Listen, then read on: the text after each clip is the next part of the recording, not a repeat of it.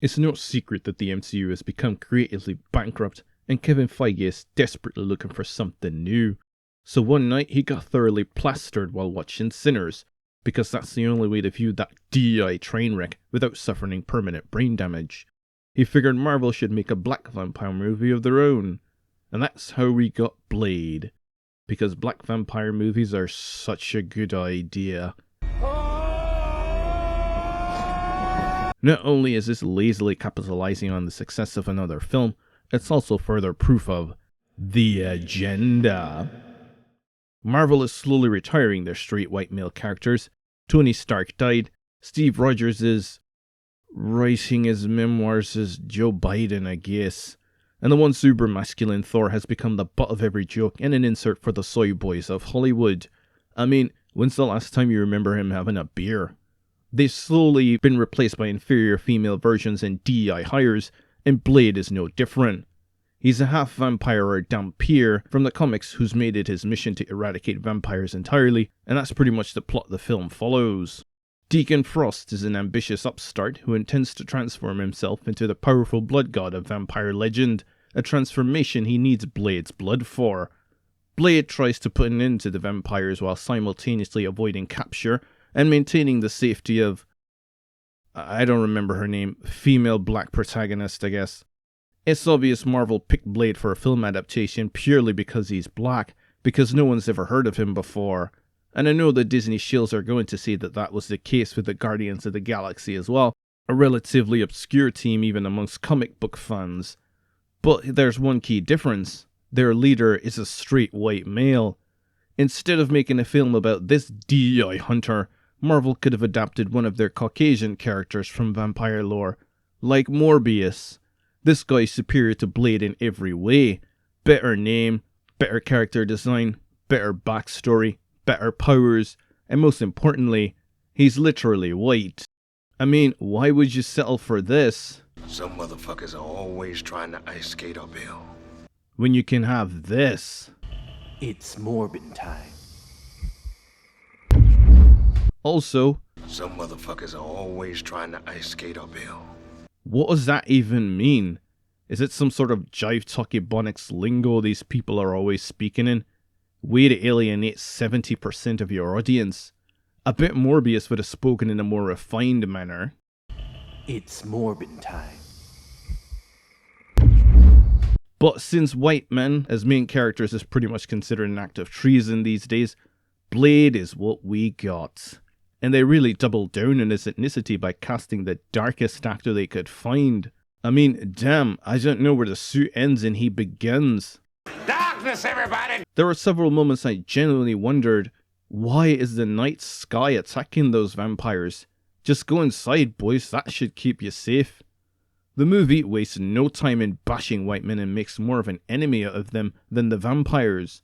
First off, notice that most of the vampires Blade is disposing of are white men, including the main antagonist, Deacon Frost.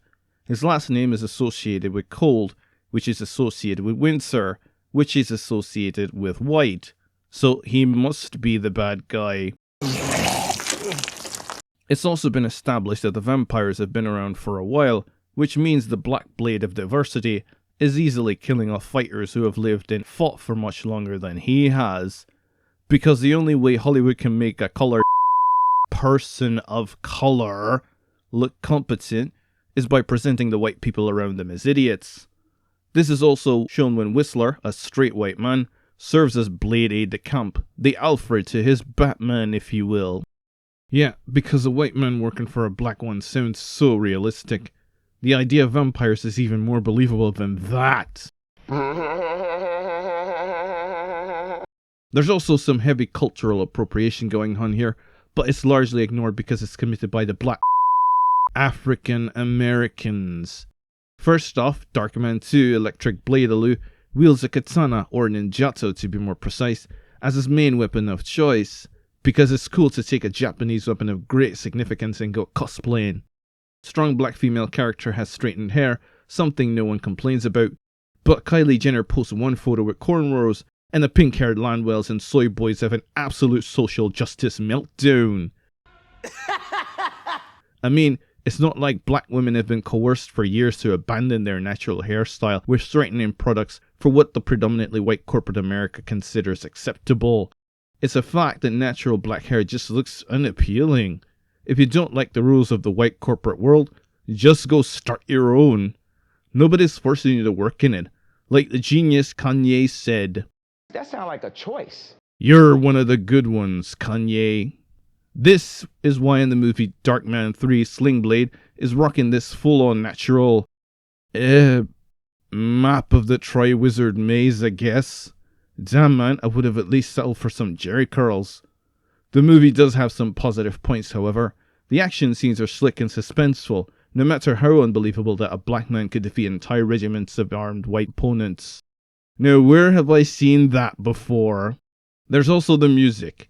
Despite having a black main character, the score largely avoids that god-awful rap, jazz, blues, or any other type of urban music. Instead, it consists mostly of electronic music, able to keep up with the fast-paced action, while also soothing to more cultured ears. That's what happens when you opt for a genre black people had nothing to do with.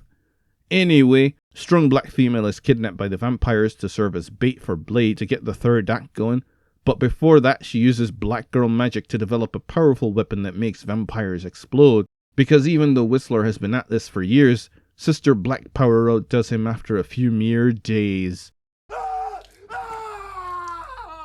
Fuck off, film. But I guess I shouldn't be surprised. After all, black people have such a long history of rioting and looting, it's obviously made them proficient in developing IEDs, even biological ones. Darkman 4, The Blade for Vengeance, goes after Frost where he finds out his mother is still alive, and Frost uses the opportunity to capture him and get his blood. Martha Luther Tubman then gives Blade some of her blood, which gives him enough of a black girl magic boost to take the fight back to Frost.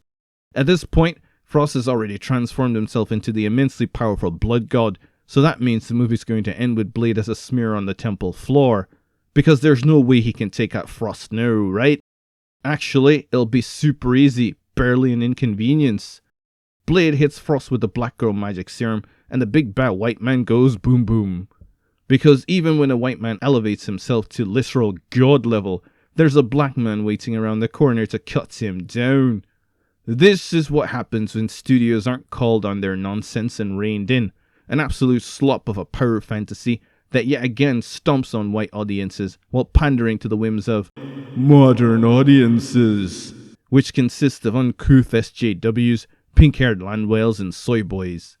Movies like this are going to result in the eventual implosion of Hollywood, and when they reach out to those of us who saw this coming from a mile away and ask us to please come back to the theaters, we'll stare at them from our lazy boys with a bucket full of popcorn and deliver one word resounding: no. Last call before I close up for the night. Morbius was supposed to appear at the end of the film, but the scene was ultimately cut, probably because they knew introducing an appealing white character of his caliber would steal Blade's thunder. It's Morbin time. Especially since he looks damn near invisible in the film's darker scenes. Darkness, everybody! You know what? I'm just gonna go watch Predator. At least the two black men in that film are surrounded by green jungle to offset their skin tones. Alright, story's over. Get out.